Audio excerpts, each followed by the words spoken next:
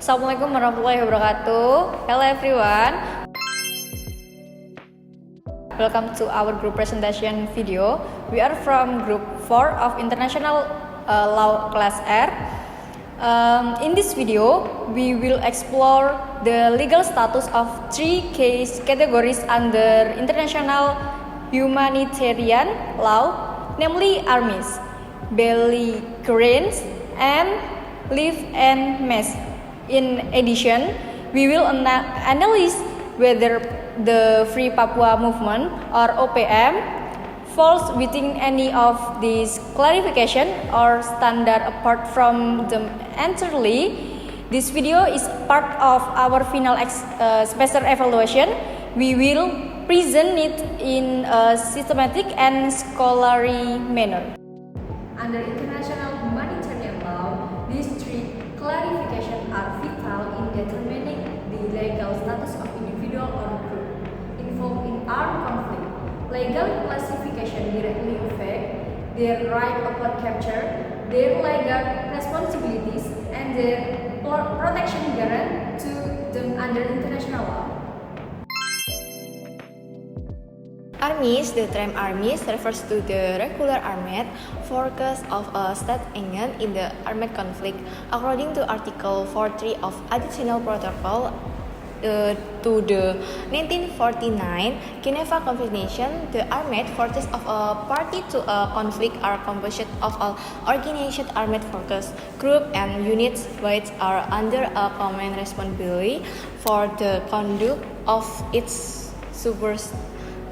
To qualify as a lawful armies, a group must firstly be organized in a military structure, and the second be under a responsibility command, and thirdly maintain an internal disciplinary system, and the last abide by the rules of international humanitarian law. For example, a national military such as the Indonesian National Armed Forces TNI meets all these criteria. 2. Belligerent. Belligerent refer to entities engaged in armed conflict and regard nature under international law as parties to that conflict, as outlined in the Hague Regulation of 1907 and customary international law. Belligerents may include non-state armed group if they meet specific conditions. Firstly, possess a functioning chain of command. Second, exercise control over a definite territory. Thirdly, demonstrate the capacity to comply with international humanitarian law. And last, are recognized as parties to the conflict by opposing states or international actors. Being recognized as a belligerent has significant legal implications, including entitlement to prisoner of war status and lawful combatant privilege. Thirdly, Levian mass. Levian mass refers to a spontaneous uprising of civilians who, without prior military organization, take up arms to resist an invading force, according to Article 4A6 of the Third Geneva Convention.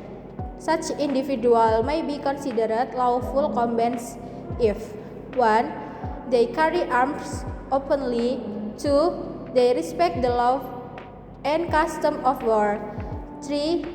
The resistance occurs in a situation where there is no time to form regularly armed units.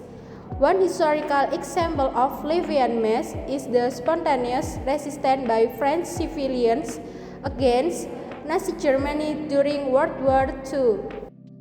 The Free Papua Movement Organisasi Papua Merdeka or OPM is a separatist group that has been active since 1965 with the objective of gaining indulgence and hostage-taking action that contradict the required standard of recognition.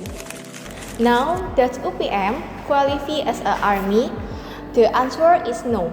Despite having an armed structure, OPM does not represent a recognized sovereign state.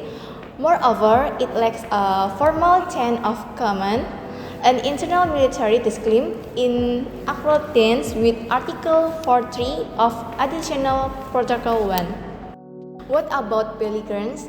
While OPM engages in armed operation and exert limited territorial influence in Papua remote regions, it has not been officially recognized as a belligerent by any state for international organization. Such recognize it essential for attaining lawful belligerent status. Additionally, numerous reports indicate that OPM has committed violation of international humanitarian law, including attacks on civilians schools. And concerning Live and Mess, does OPM meet this criterion? Certainly not. Live and Mess involves sudden, unorganized civilian resistance during emergency intervention. OPM, on the other hand, has operated as organized movement for decided. With structured leadership and military planning, therefore it does not qualify as a Live and Mess. From our analysis, it is clear that OPM does not fit into the categories of army, belligerent, or Levian mess. Legally, its status under international humanitarian law remains ambiguous and undefined. This legal uncertainty has serious implications, particularly for how captured OPM members are treated and how civilians affected by the conflict are protected.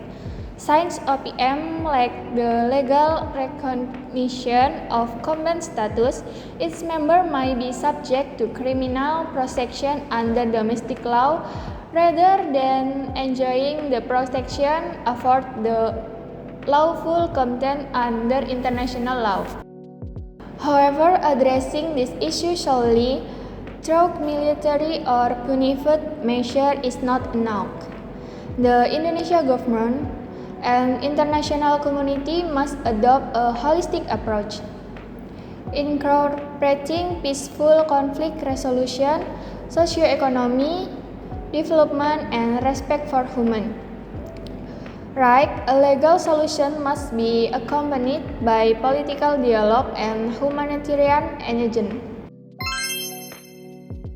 We hope the video has provided a clear understanding of how international human law crosses armed group and the implication of closing nation in the context of the Papua conflict.